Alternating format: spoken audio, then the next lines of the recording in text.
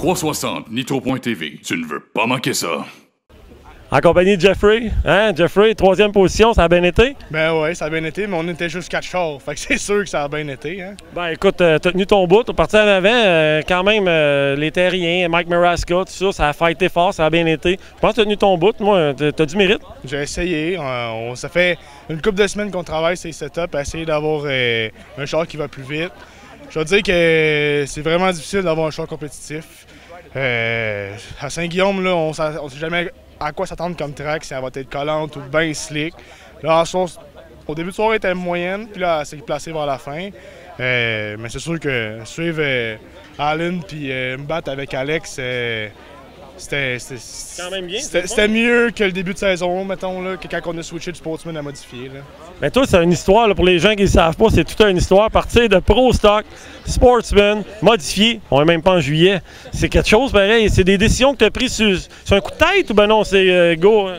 Ben, les Pro Stock, je voyais que la classe était un peu en train de mourir. Okay. Ça me tentait pas de rester prêt avec mon char non plus. Puis l'année passée, j'étais un peu écœuré comment ça brassait là-dedans, puis d'arriver à la maison, réparer le char toute la semaine à la place de travailler sur le char pour l'améliorer.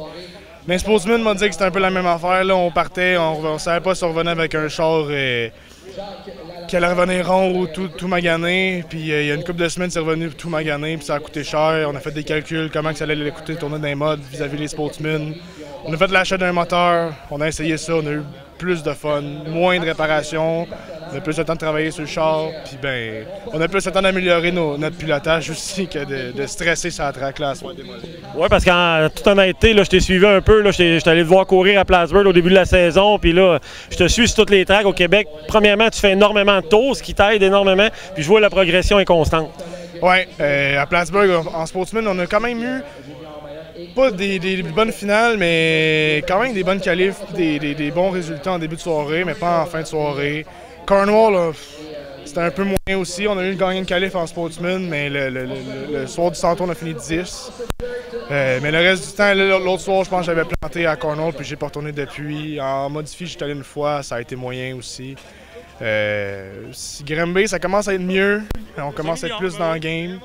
Mais sinon, le reste, on va essayer de travailler encore pour aller plus vite, puis encore plus vite. Là. Écoute, je vais souhaiter bonne chance parce que les modifiés, c'est une classe très compétitive, mais pas mal sûr que tu vas y arriver.